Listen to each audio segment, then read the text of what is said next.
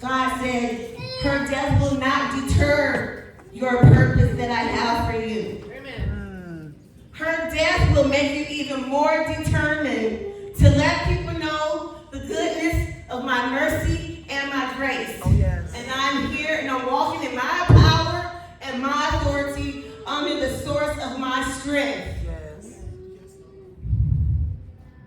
Now let me tell you my story.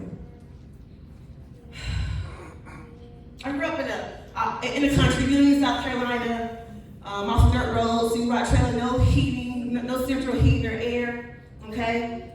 And I grew up in a two-parent household. And somebody researched and said people who grow up in a two-parent household is supposed to be head of the game, right? We're supposed to come out on top. That ain't always true. Not if that two-parent household is dysfunctional. Right. Not if that two-parent household has abuse going on. Right. Not if that two-parent household is unsafe. Mm-hmm.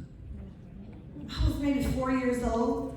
At the other end of the trailer, my older sister and I used to sleep with her because I was scared to sleep with myself. And at the other end of the trailer was our parents' bedroom. I'd be lying in bed late at night with her and be woken up by the screams of our mother. Sean, come and help me. Paul, what did I do? Stop. And we would hear, and he would be knocking my mom up against the wall in their bedroom. I'm 4, but my sister is 8 years older than me. Why was she calling me, the youngest, to come and stop my daddy? Because me and my daddy was like this. I was, I guess, a daddy's girl, the apple of his eye, whatever you want to call it.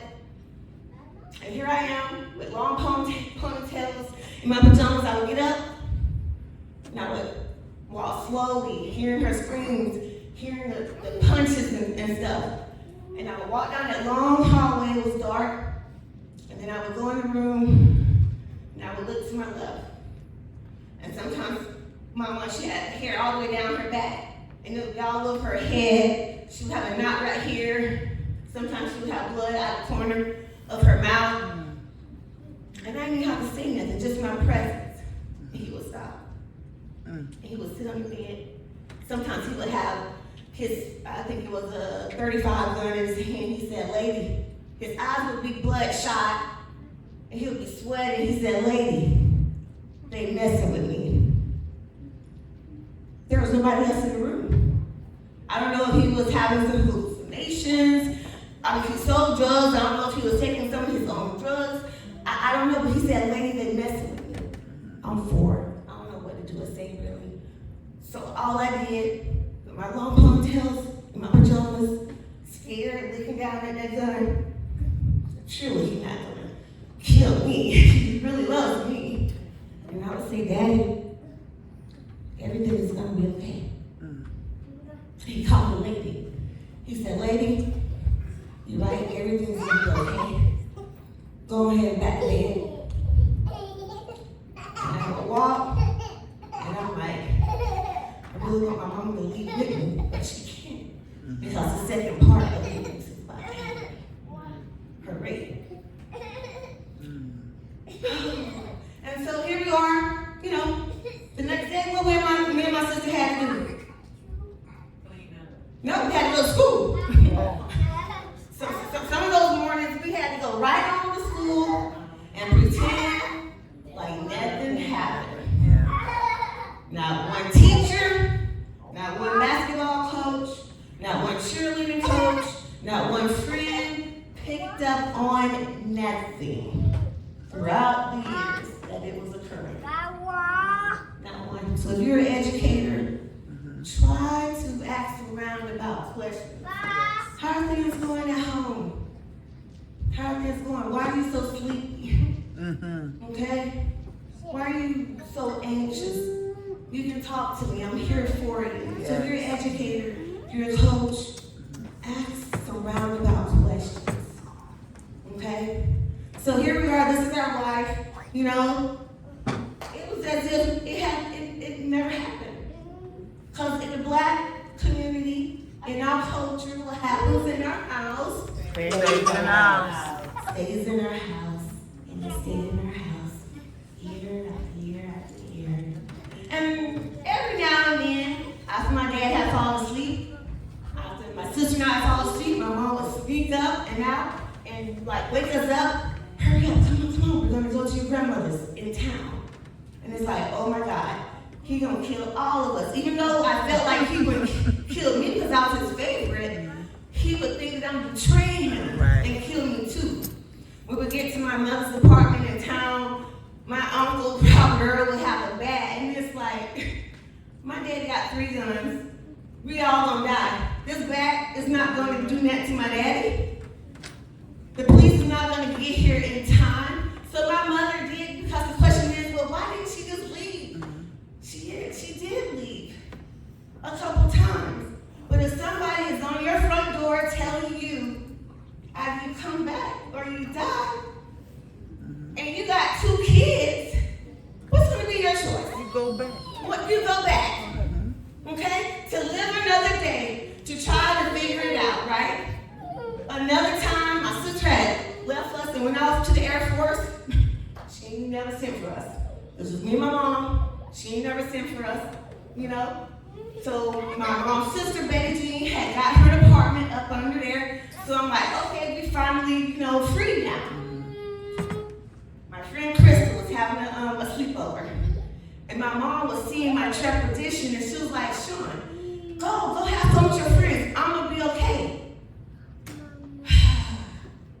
My gut feeling was telling me, what? Don't go. But being that little teenager, I was so excited. I didn't want to miss out. I went. The next day, everybody leaving. Call my mom, beep, beep, beep, on the water phone. I'm the last one, sitting there. I'm like, something ain't right, something ain't right. Finally, my mom pulled up. And all right. My dad had showed up once again. You got to come back home or you die. And she had to go back home. And that's why I was the last one. She tried. She tried. But she could not. She could not get away. Not with no 8th grade education. Not with a family that had the means to get us to another state to live. She couldn't. And that's why a lot of people sit in those relationships. My dad was selling drugs, as I said. Somebody thought his friend set him up, and he went off to prison. And this was my mom's opportunity to divorce him, which she did while he was incarcerated, right? Amen. But you think things are gonna get better, right? No, here I am, wanting to replace my dad's president because I loved him. Even though I was afraid of him, I worshiped the ground he walked on. And when he left, I replaced his absence with an older gentleman. I was 15 at the time, that reminded me of my dad. And he hit me, he cursed me out, he ended up raping me at the age of 16. And I found out later that was like he put a bet that he could get my virginity. And one night he came to break up with me because he was about to go into the army. And I begged him, don't leave me. I thought he was my everything. And so he looked at me like I was a piece of gum on the bottom of his shoe. And he flipped me up and just slammed me on my mom's bed. But my dad had left his guns while he was incarcerated. I'm gonna show him. I got my daddy's gun, walked up the hallway. My 3 cousins was sitting on the sofa asleep. I don't even know how I got into my house. They had to have broken into my house. My cousin Tawana was in the bedroom that my sister and I had shared. My mom was working 3rd shift. And so I pointed a gun at him, and he looked at me and was like, what you gonna do? And I shot him. And he ended up dying. I ended up being charged with murder at the age of 16. Here I am, 16, in orange jumpsuit, in a cell with adults, or because back then you didn't have no juvenile cells. My life was like over. But God, But God, His grace, mercy. And his mercy. Yes, Lord.